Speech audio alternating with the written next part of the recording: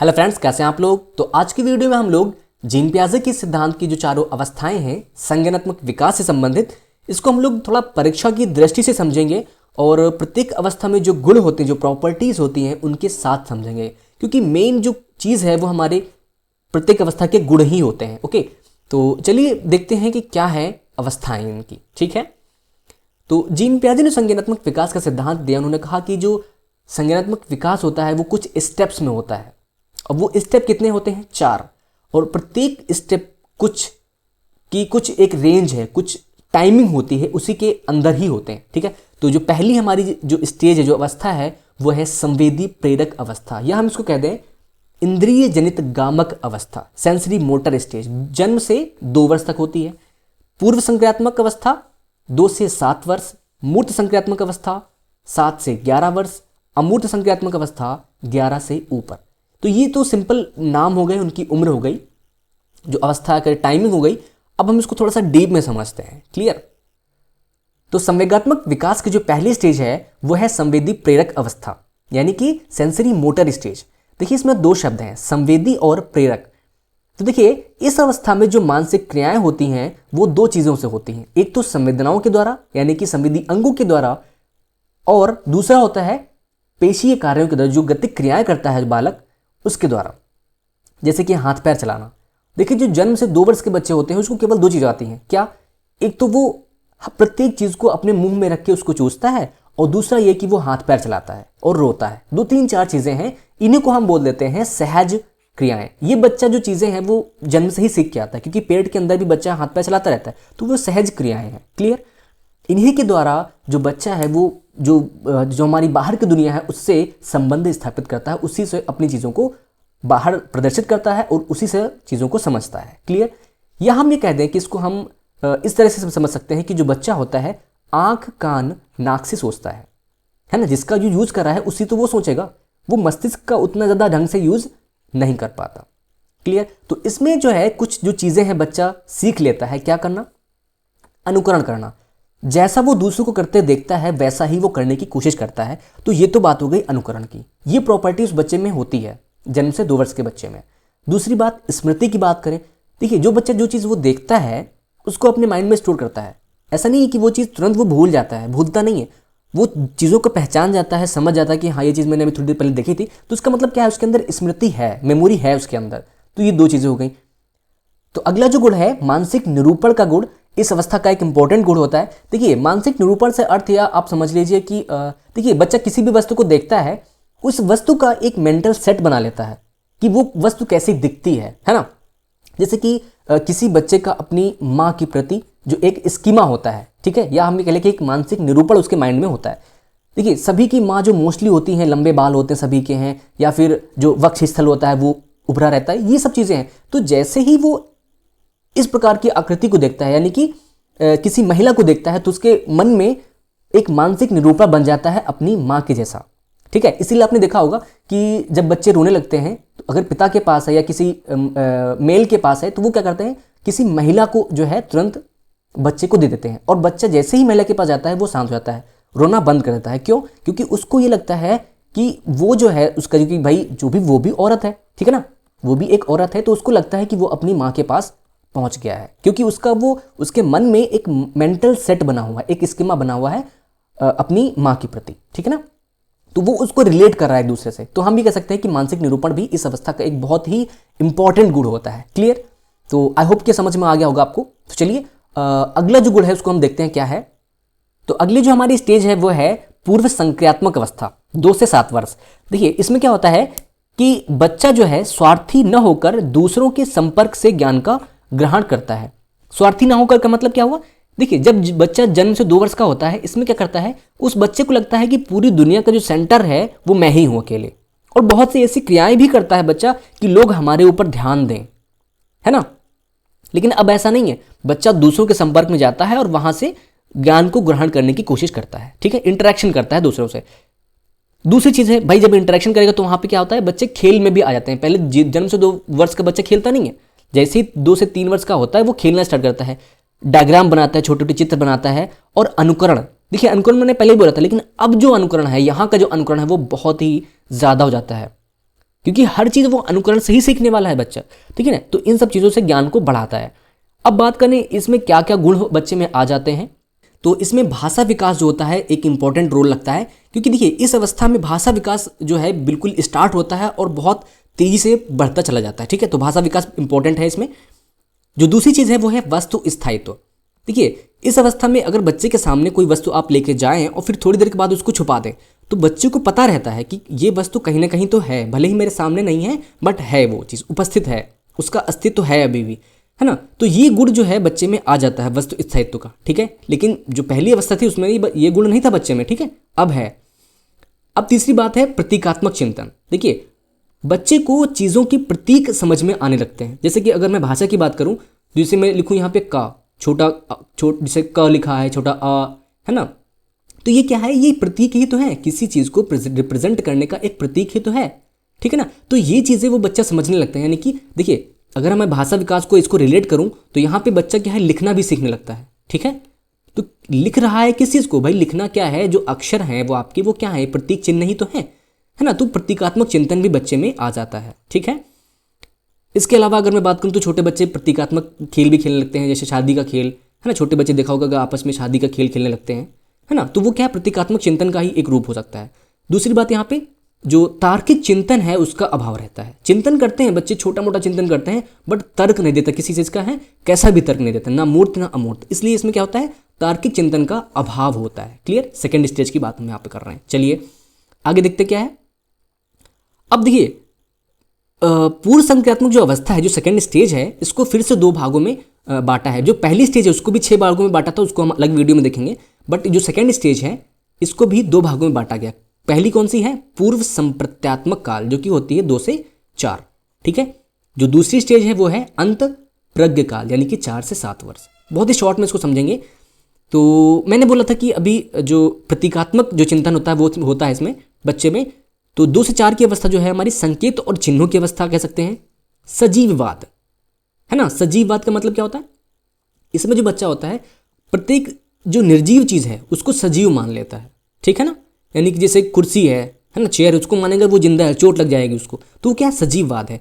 सूचकता का विकास हो जाता है। सूचकता का मतलब होता है कि वो जो वस्तुएं हैं उसके आसपास, उन सभी के लिए कुछ ना कुछ शब्दों का यूज करना होता है, उसको एक नाम दे देता है ना। तो ये होता है सूचकता का विकास।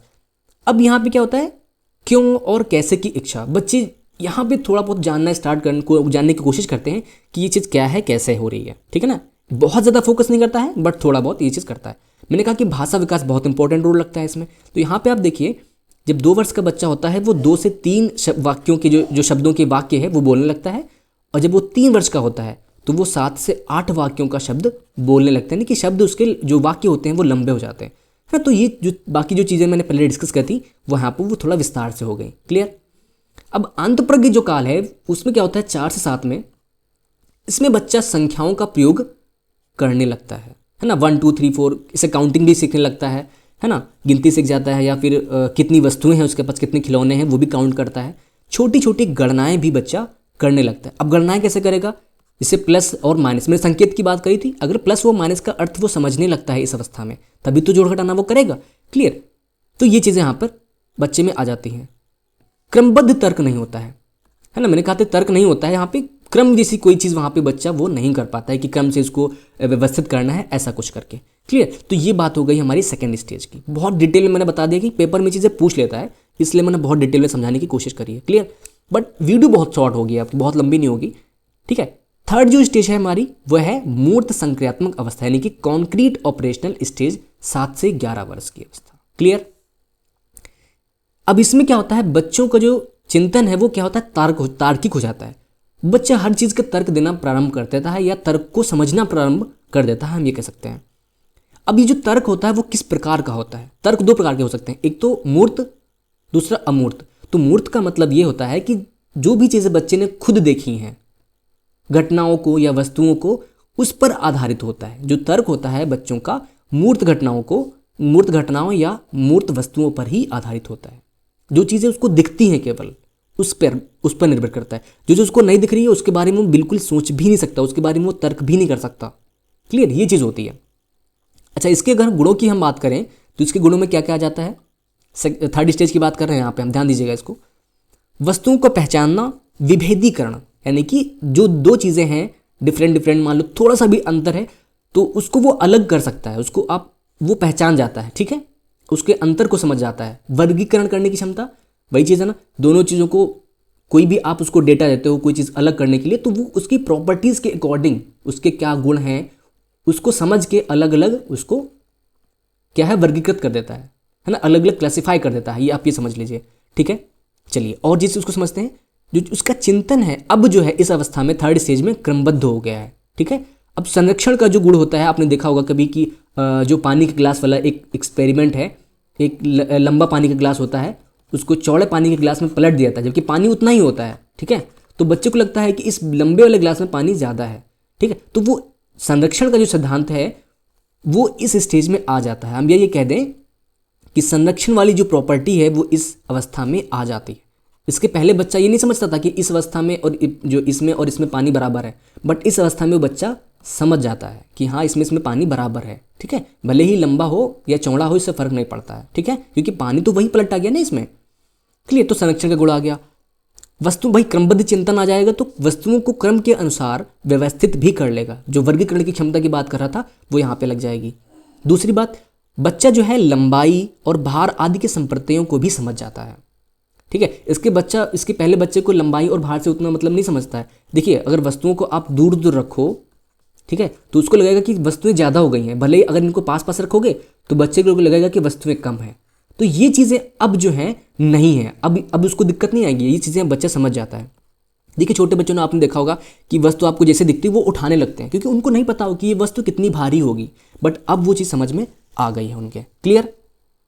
वस्तु और घटना की पूर्ण और उसके अंश के संबंध में तर्क की क्षमता। देखिए कोई भी आप उसको बात बताएं बच्चे को, ठीक है ना, कोई भी घटना उसको देखता है, उस पूरी घटना में से उसके छोटे से अंश के बारे में या उसके अंश के बारे में, उसके पार्ट के बारे में जो है संबंध जो है स्थापित कर देता है या उसके बारे में तर्क करने की क्षमता भी बच्चे में आ जाती है, ठीक है ना। ऐसा नहीं है कि एक वस्तु है तो उसका एक ही पक्ष वो देखेगा, नहीं, उसके छोटे छोटे पार्ट करके भी उस बच्चे को चीज़ को समझ सकता है ना। अनुकूलन के नियमों को भी बच्चा सीख लेता है। तो ये जो स्टेज है थोड़ी सी टिपिकल कह सकते हैं या फिर कह सकते हैं कि इसमें बहुत ज़्यादा चीज़ें बच्चा सीख लेता है। क्लियर। अब हम बात करते हैं चौथी स्टेज जो कि उससे भी ज़्यादा इंपॉर्टेंट है, अमूर्त संक्रियात्मक अवस्था, लेकिन आसान है।